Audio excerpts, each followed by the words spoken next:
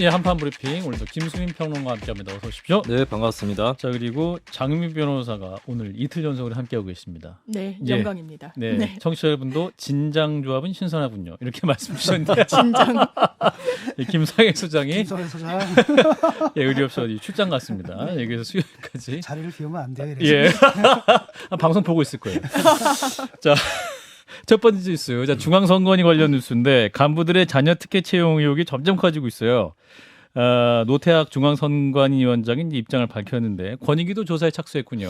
네, 선관위 공무원들의 자녀 특혜 채용 의심 사례 총 11건으로 불어난 상태입니다. 자녀 일부는 채용될 당시 그 부친과 인연 있는 인사들이 면접관으로 참여해서 높은 점수를 줬다. 이런 사실까지 드러나면서 의혹이 커지는 상황이고요. 예. 노태학 중앙선거관리위원장은 이에 대해 기자들과 만난 자리에서 특혜 의혹에 대해 전수조사를 실시할 계획이다라고 밝혔습니다. 내일은 선관위에서 자녀 특혜 채용 의혹에 대한 특별감사 결과를 보고받고 위원회에 공식 입장을 발표할 예정이고요. 국민권익위원회도 조사에 착수한 상태입니다. 전현희 위원장은 선관위에 실태 조사하겠다는 의사를 전달했고 내일까지 답변을 달라라고 요청했다고 밝혔는데요. 예. 또 선관위가 헌법에 근거를 둔 독립기관이라 어려운 점이 있지만 선관위 요청이 있으면 권익위 단독으로 실태조사를 하거나 아니면 합동으로 전수조사를 할 수도 있다라고 설명을 했습니다. 예, 뭐 지금 줄줄이 나오고 있기 때문에 네. 국민들도 지금 깜짝 놀라고 있는 상황인데 이것도 특혜 채용 의혹을 살피는 과정에 특이한 사례도 있었습니다. 경남선거관리위원회 간부 딸이 면접관의 심사표에 직접 인적사항을 적었다. 이거 무슨 말이에요? 네, 의혹을 받고 있는 사람은 김정규 경남선거관리위원회 총무과장과 그 딸인데요. 국민의힘 정우택 의원이 확보한 자료를 동아일보가 단독으로 보도를 했습니다. 예. 이 기사 내용에 따르면 김 과장 딸의 경력 채용 면접 심사표 4장에 적힌 인적사항이 모두 글씨체가 같았고 이를 통해서 김 과장 딸이 수기로 직접 인적사항을 적은 것으로 확인됐다라고 하는 건데요. 예. 다른 지역 선관위에서는 응시자가 직접 면접 심사표에 인적사항을 적지 않았던 것과 대조적이다라고 보도가 됐습니다. 여기에 김 과장 동료 2명이 포함된 면접위원 4명이 김 과장 딸에게 5개 평가 항목에 걸쳐서 똑같은 점수를 부여해서 의혹이 가중되고 있는데요. 정우택 의원은 지원자가 자기 면접 심사표를 면접 전에 미리 보고 직접 인적사항을 적는 것은 비상식적이라면서 블라인드 채용 기조에도 어긋난다 이런 지적을 했습니다. 이에 중앙선관위 관계자는 다른 지원자들도 자신의 면접 심사표에 인적사항을 직접 적었다라고 하면서 평가 항목 5가지도 이미 공무원 임용 시험령에 공개돼 있는 것이다라고 해명을 했습니다. 예. 자, 현재까지 제기된 의혹 중앙선관위에 줬지 뭐 일단은 뭐 사과는 했습니다만 이게 뭐 줄줄이 나오고 있네요. 진 작가님 어떻게 보시는지? 제가 알고 있기로는 지금 이게 5급 이상만 조사한 거죠. 예. 그 밑엔 더 있을 수도 있다는 얘기고요. 그러니까 선관위가 그동안에 터치를 받지 않다 보니까 이게 썩어 문드러진 부분이 있는 것 같아요. 일각에서는 뭐 선관위원장을 갖다 교체하기 위한 정치적 공격이다. 물론 분명히 그런 측면이 있지만 이런 일은 있어서는 안 되는 거 아니겠습니까? 그렇죠. 이게 채용 기회를 갖다 남의 채용 기회를 빼앗는 일이고 이런 일들이 지금 드러난 것만 11건 그 밑엔 더 있을지도 모르거든요. 라고 한다면 이 부분에 대해서 선관위원장이 책임을 질 필요가 있죠. 그러니까 책임을 진다면 뭐 지휘 지휘를 책임을 스스로 져야 되는 거고 스스로 사퇴를 한다든가. 물러나든지. 예. 자, 동아일보가 보다는 이게 직접 응시자가 수기로 인적사항을 적었다. 이거는 뭔가요? 장민 변호사? 이게 다른 선관위에서는 수기로 기재하거나 이런 부분이 아예 없었다는 거예요. 아. 그런데 이 총무과장의 딸이 응시한 그 해당 지역 선관위에서만 응시자들이 자필로 기재를 했는데 이 부분이 처음에 선관위에서 문제가 없다 이런 식으로 내부적으로도 문제가 제기가 됐을 때 감찰 같은 걸 했지만 예. 문제되지 않았다라고 이야기했던 가장 큰 이유가 이게 지방 공무원직에서 이제 국가 공무원직으로 이게 전환을 하고 예. 같은 급수였다 뭐 이런 취지로 이야기를 했는데요. 예. 이 부분이 언론에 좀 보도가 되는 내용을 보면 상당히 이상한 부분이 있습니다. 지금 자필 기재도 아마 그런 취지예요. 여기에 심사관으로 들어간 사람들이 그 예. 해당 총무과장에 따르게 굉장히 높은 점수를 일괄적으로 줬다는 건데 예. 보통 자필로 기재를 하지 않도록 하는 것은 이 채용 절차에서 뭔가 사람이 특정될 수 있어서 그런 부분이 있습니다. 아하. 예전에도 무슨 논술 같은 걸 할 때 마침표를 뭐 동그라미 형식으로 쓴다 이런 걸 신호로 하기도 했었잖아요. 예. 그런데 이 선관위에서만 이런 식의 어떤 자필 기재를 요청했다라는 게 인식할 의문스러운 수 부분이 있는. 있는 거죠. 아하, 이게 정원. 누구의 자필인지 대략적으로 왜냐하면 여기에 엄청난 응시자들이 있던 게 아니거든요. 경력직이고 뭐 이런 식으로 채용이 됐던 부분이라서 아하. 이 부분도 들여다 봐야 될 것 같습니다. 아하, 분명 뭔가 의혹이 있는 부분이 네. 있다라는 점이네요. 그럼 추가적으로 권익위도 조사에 착수한다면 의혹이 좀 드러날 수 있겠네요. 김수희 평론가 이 부분 어떻게 보십니까? 중앙선관위. 왜 이렇게 네. 이게 지금 사각지대였나요? 이게? 그러니까 중앙선거관리위원회가 사실 제가 봤을 때는 독재의 나쁜 추억 때문에 독재 나쁜 좀 추억. 독립성이라든지 이런 부분들이 그동안 강조가 되어 왔었고 아하. 그리고 일정 부분 성과도 있었어요. 1990년대에 거치면서 굉장히 신뢰받는 기관으로 거듭난 그런 역사도 있는데 예. 근데 그 이후에 사실 이제 어떤 기관이 독립성도 중요하지만 통제받지 않는다라고 하는 점들은 이제 기관을 부패하게 만드는 요인이 될 수 있는 것이고 사실 이번 사례도 진짜 어느 정도의 부패인지는 확인을 해봐야 되겠지만 근데 긴장감 없이 채용을 했다라고 하는 건 일정 부분 사실로 사실이 보이는 드러났다. 거거든요. 그렇다면 이제 중앙선관위에 대한 견제는 누가 어떻게 할 거냐 이 부분에 대한 논의는 불가피할 것이고 나아가서 지금 나오는 얘기는 뭐 개헌을 만약에 하게 되면 선관위의 기능이라든지 위상도 재조정할 필요가 있다. 뭐 이런 아하. 논의까지도 나오고 있는 그런 상황입니다. 굉장히 뭐 논의의 폭이 커지고 있는 그런 상황인데. 그 자칫 근데 이게 이제 선관위가 사실 이게 성과잖아요. 우리가 이제 터키에서 일어나는 투표함만 같은 잘 걸 보면은 보면 된다. 알파고 씨가. 우리가 얼마나 많이 발전했는지를 알 수가 있거든요. 그러니까.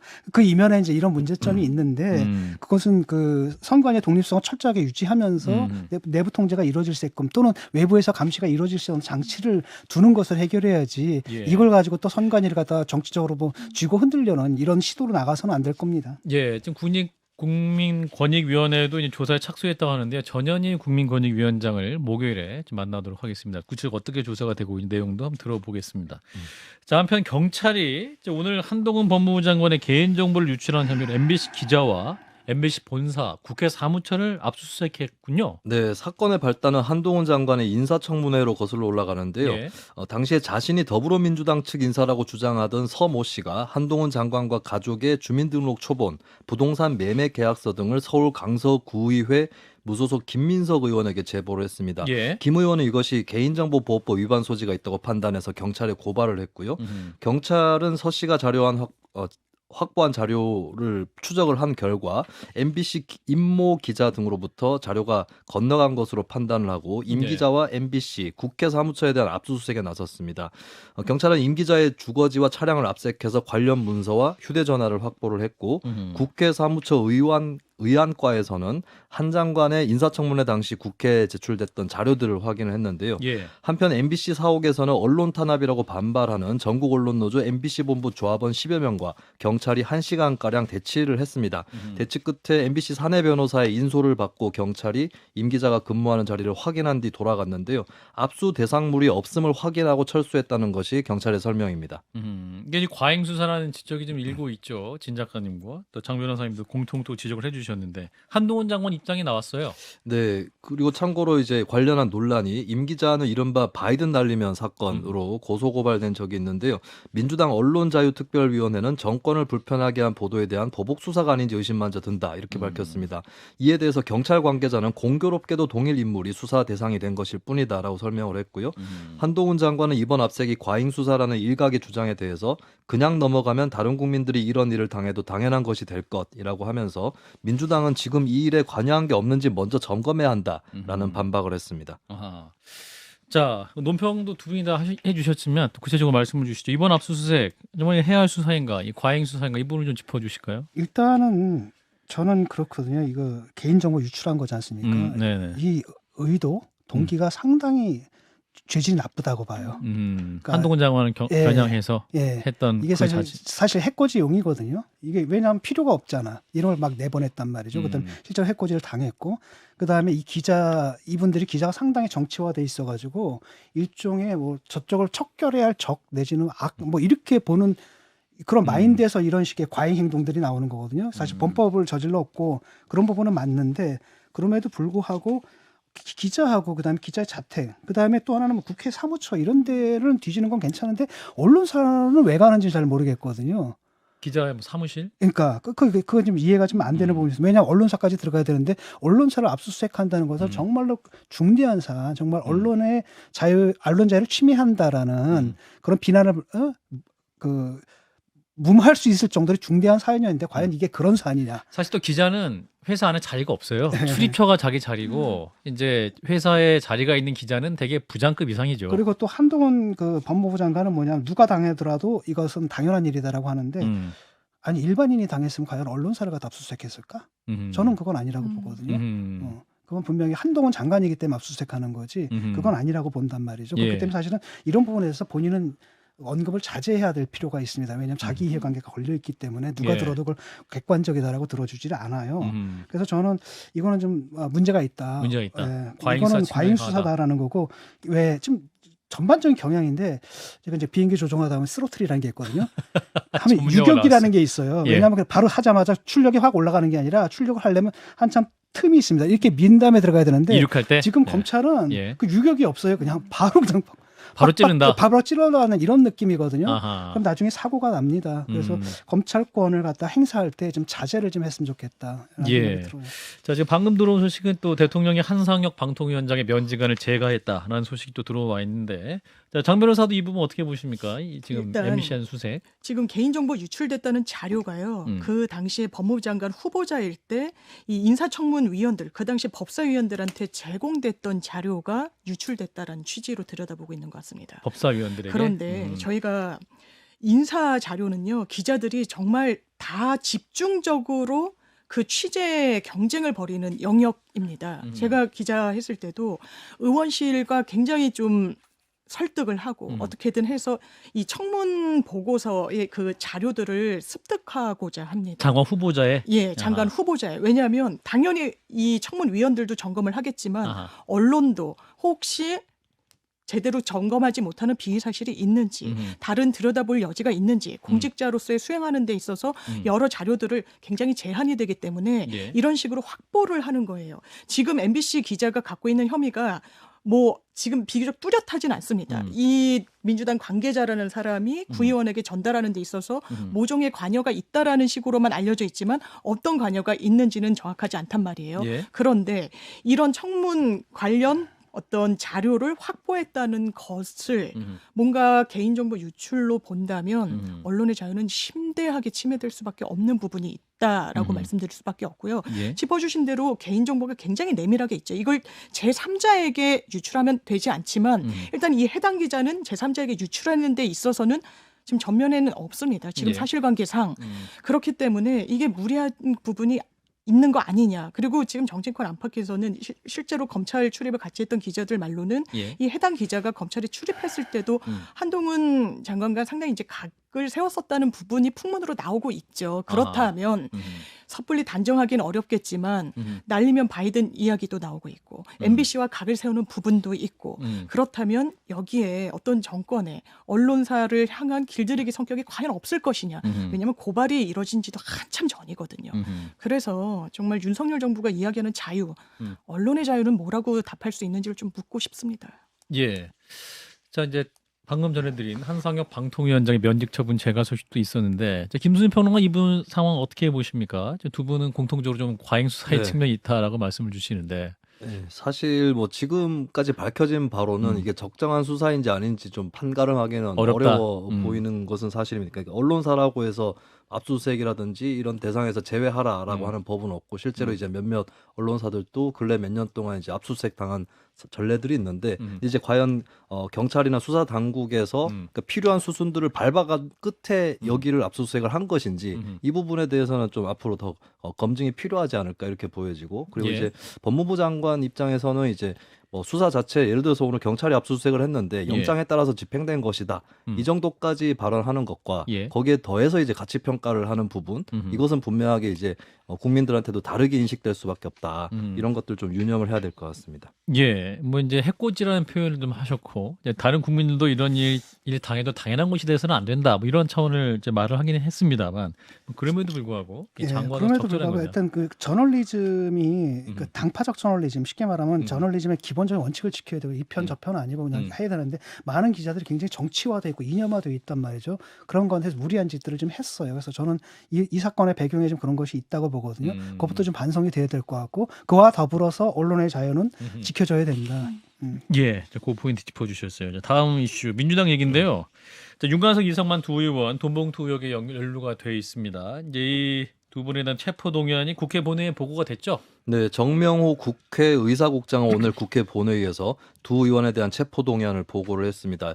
여야가 합의한 국회의 의사 일정에 따르면 6월 12일부터 14일까지 사흘 동안 대정부 질문이 실시가 되는데요. 그렇다면 6월 12일에 체포동의안 표결이 이뤄질 가능성이 높다는 관측이 나옵니다. 예. 의혹의 당사자 중 한 명인 이성만 의원은 본인에 대한 구속영장 청구서를 공개를 했습니다. 구속영장 청구서에 드러난 검찰의 판단 내용은 다음과 같은데요.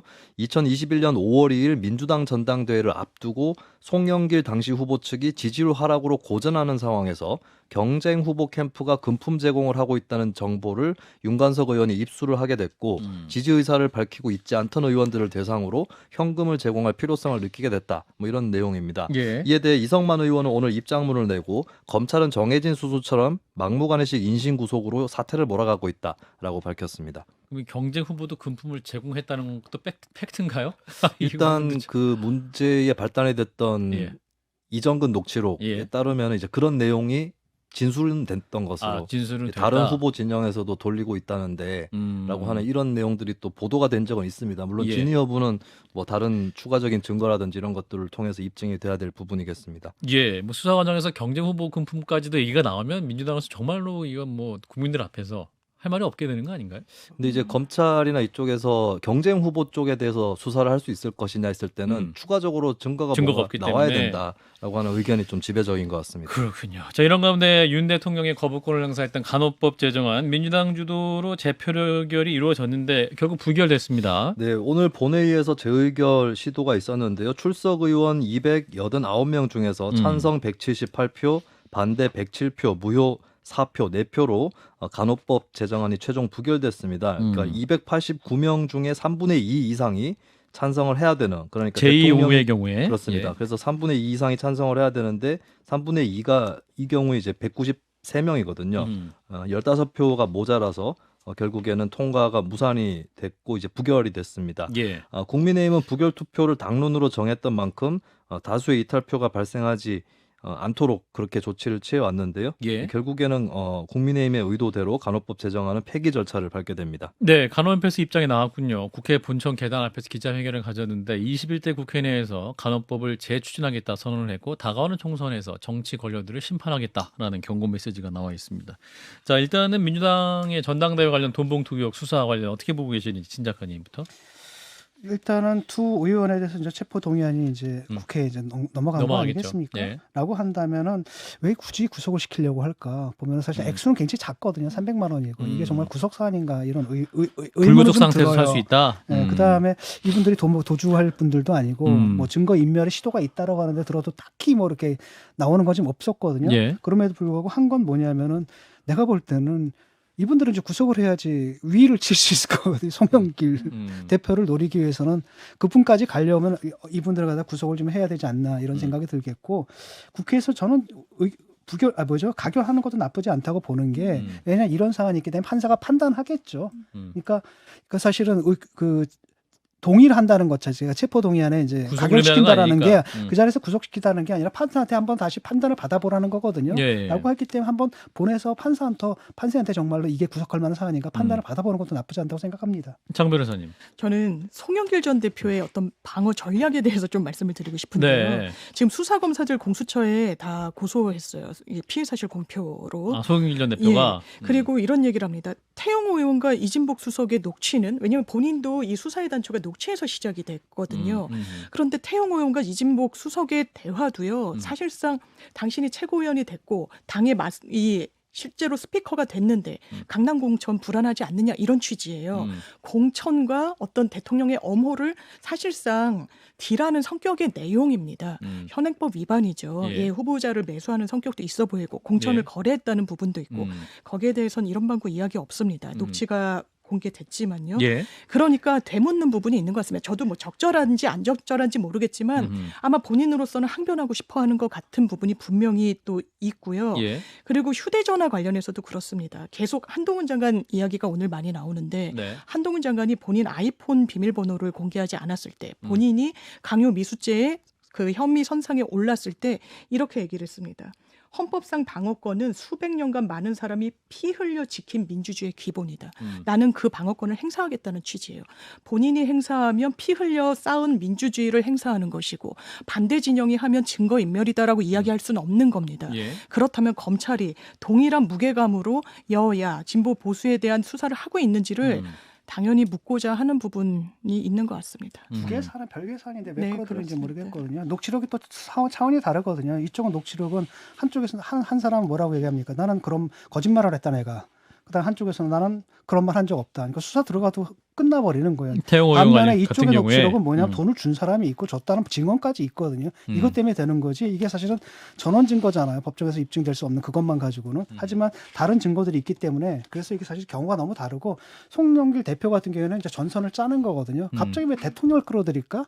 왜냐하면 오케이 이진복 수사까지는 이해가 되는데 대통령이 그걸 시켰을까? 그건 다른 문제잖아요.